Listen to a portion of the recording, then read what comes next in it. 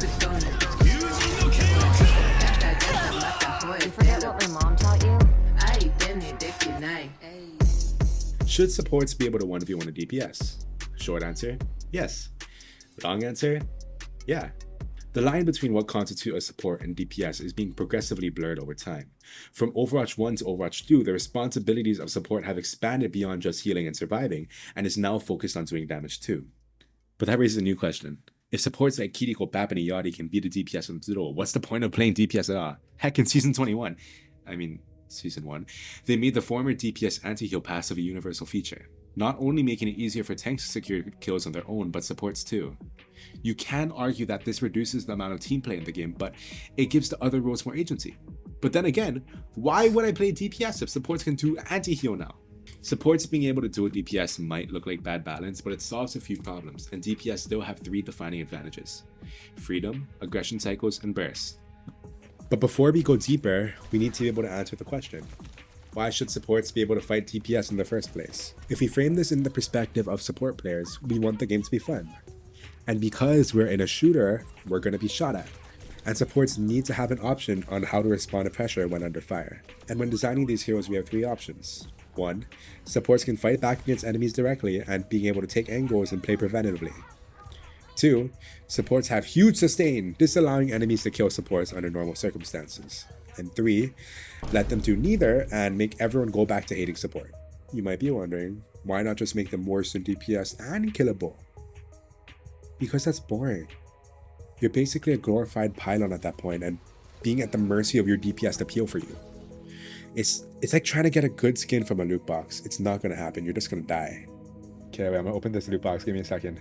I'm gonna get something big, because I'm so lucky. GG. I asked a few GM players if support should be able to fight DPS. You're GM, right? That means your opinion matters, right? Are gonna be like, oh, that's the Malga guy, don't listen to him. So you're the Malgo guy and I shouldn't listen to you? Apparently. Should supports be able to beat up a DPS? I feel like it's completely fair to have a support be able to defend themselves, especially in a DPS 1v1, but like if they completely stomp them, just like 90% of the time, it's either a skill issue or the character's busted. What about Iyari versus Cass? I want to say that one's fair within itself since Alara is more DPS oriented, but should supports be DPS oriented? I feel like having them be strong DPS wise is good for the game's lifestyle, because then, you know, look at Marvel Rivals. If you stray too far away from healing everyone like 100% of the time, you're just gonna lose the game. So I mean, it's completely fair to have them be strong like DPS wise, but having them tuned, having them fairly balanced would be a good way to have it. I asked another guy, Wasabi, about Kiriko. Would you rather fight supports with more sustain or supports that can fight back? And then Wasabi said, it would be way too easy to force her cooldowns as Tracer if she didn't have her damage.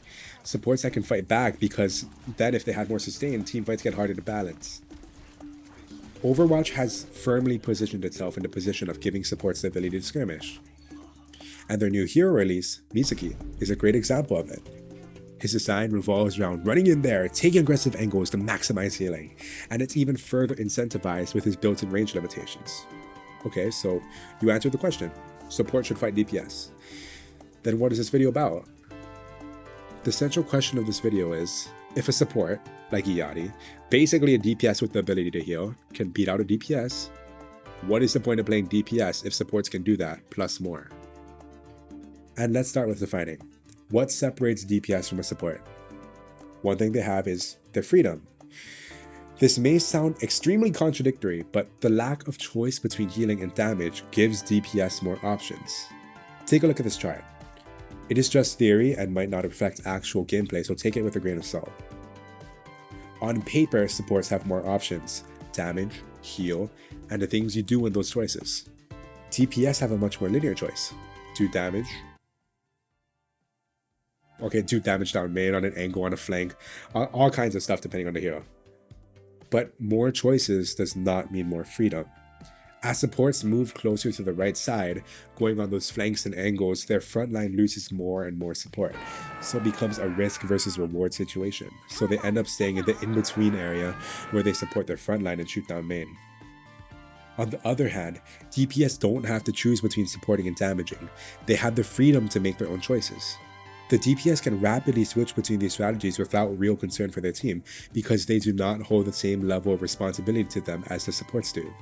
So in that sense, out of every role, DPS has the most freedom of choice, meaning that even though on paper they may not have as many options as support or tank, the lack of responsibility grants DPS the opportunity to go on that flank, take that angle, and your core will still be fine. The most interesting part about this is, I think if you took away support's ability to fight, the DPS would lose freedom by proxy. Why though? Because if supports were to lose the ability to fight, it would become your responsibility as a DPS player to protect your supports from other DPS players. Otherwise, it would just become a messy situation of trading backlines. This would severely limit the freedom of choice that is unique to the DPS role, especially with no off-tank to do this in your place. In other words, supports maintaining dual potential preserves the autonomy of DPS players. Another unique thing they have is their rapid cycles of aggression. And what do I mean by this? I mean DPS can re-engage fights faster than supports because they're shorter cooldown cycles. Let's take the 5 supports that are known for doing the most damage. Ana, Bap, Iyari, Kiriko, and Zenyatta. All of them, excluding Zenyatta, have long cycles of value with average cooldowns being 12 seconds. Zen Orb counting as 6. Compare that to the entire DPS roster. The average DPS is an 8.7 second cooldown on their abilities. DPS cooldowns are 30% lower compared to the damaging supports. But what does this mean? The average engagement in Overwatch is only a few seconds long. When the DPS and supports both have their cooldowns, the fight is relatively fair. And let's say they both get low, fall back, and heal. Because of the DPS having significantly lower cooldowns on average, they will be able to re-engage into the fight much quicker than support and get their cooldowns back. This design makes it so supports can still defend themselves, but they still have those crucial windows of vulnerability. The average cooldown between the combat uptime windows is much quicker for DPS, allowing them to have rapid cycles of aggression compared to supports. DPS gameplay is literally just faster, which is partially why I think it needs the most skill, but that's another video. And 3, this is the stupidest point I'll make, but it's hang in there. Supports have less burst. The average DPS of damage heroes without crits is 140, and the average for supports is 105. That is 33% more for a DPS. But interestingly enough, when including reloads, damage DPS drops to 102 per second, and for supports 87 per second. That is now only a 17% increase compared to support. The clearest example is Tracer, tying with Reaper for a DPS of 230. But when including reload speed, it drops to 115. Compare that to a Baptiste with a DPS of 127.5 without reload and 109 with it. When comparing with reload, Bapt is almost identical damage to Tracer, but because of Tracer's burst, her weapons are significantly more lethal compared to Bap. Burst damage is just more valuable than sustained damage in most situations. It allows you to get quick kills before they can even receive peel, or before the enemy has time to react or reposition. That is why heroes like Vendetta and Tracer, low DPS and high burst, manage to stay in the meta. What I'm basically saying is DPS have shorter, higher value burst windows compared to supports where they have more general consistent damage. DPSers do more damage, but supports have more consistency, especially with their sustained cooldowns to back them up. These will explain those games where you have an Iyari doing way more damage than your DPS. It doesn't mean he's doing more, it just means that your Tracer and Widow are running around getting kills before the enemies can even react.